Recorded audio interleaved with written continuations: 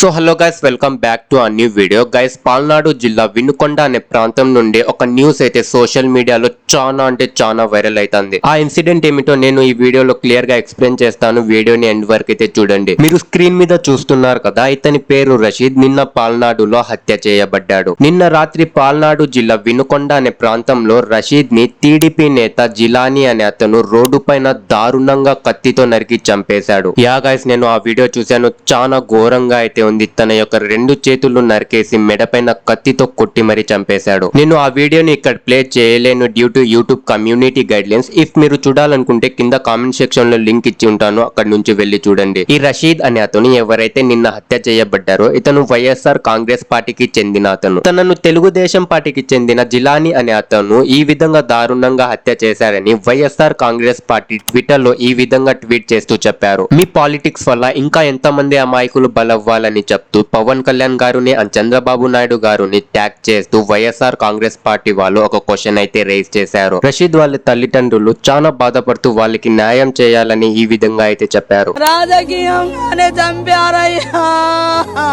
కావాలనే చంపారయ్యా. అంజనీలను ఆ మల్లికార్జునరావు షమీం ఖానేనయ్యా నా బిడ్డను పెట్టుకున్నారు.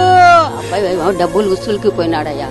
ఉసులుకి పోతే వాళ్ళకి కేసి కొట్టారయ్యా. అబ్బాయిది ఏం తప్పు లేదయ్యా. మాకు న్యాయం జరగండి అంటే పోలీసులు కొట్టారయ్యా. మమ్మల్ని అందరినీ కర్రలు తీసుకొని కొడతారయ్యా. ఆడోళ్ళు మొగోళ్ళు ఎందుకయ్యా ఈ పోలీసులు ఇప్పుడు ఎందుకు చెప్పండి అయ్యా. రాత్రి ఆడికి పోయినారు. రాత్రి నడి రోడ్డు మీద అబ్బాయిని అనుకుతుంటే ఆడికి పోయినారు ఈ ఆడోళ్ళు మొగోళ్ళు. దీని మీద పాల్నాడుకి చెందిన పోలీస్ ఆఫీసర్ కూడా రెస్పాండ్ అయ్యారు. పాల్నాడుకి చెందిన పోలీస్ ఆఫీసర్ రెస్పాండ్ అవుతూ ఏమని చెప్పారంటే, ఇది వీళ్ళిద్దరి మధ్య జరిగిన కారణాల వల్లే ఈ ఇన్సిడెంట్ అయితే జరిగింది. ప్రస్తుతం ఇందులో పాలిటిక్స్ కి ఎటువంటి సంబంధం అయితే లేదు అని చెప్పారు. నేను పోలీస్ ఆఫీసర్ రెస్పాండ్ అయిన వీడియోని చూపిస్తాను, చూడండి. ఈరోజు 8:30 సమయంలో వినుకొండ టౌన్లో జిలానీ అనే వ్యక్తి తనకి రషీద్ అనే వ్యక్తికి ఉన్నటువంటి వ్యక్తిగత కక్షల వల్ల రషీద్ అనే వ్యక్తిని నరికి చంపడం జరిగింది. ఇటువంటి చర్యలు ఏమైనా కూడా ఎక్కడైనా ఏదైనా రిపీట్ అయితే చట్టపరంగా చాలా కఠినమైనటువంటి చర్యలు తీసుకోవడం జరుగుతుంది. ఎవరైనా వీటిని ఎక్కడైనా ప్రోత్సహించినా కూడా వాళ్ళు కూడా చట్టపరంగా తీసుకునే చర్యలకి బాధ్యులవుతారు. రేపు పట్టణంలో కూడా ప్రజలందరికీ కూడా ఈ విషయాన్ని తెలియజేస్తున్నాము. అందరూ సంయమనం పాటించాలి.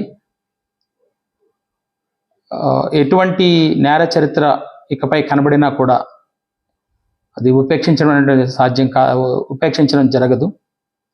దీన్ని గమనించమని పోలీస్ నుంచి ఒక హెచ్చరిక అయితే ఖచ్చితంగా చేస్తున్నాము.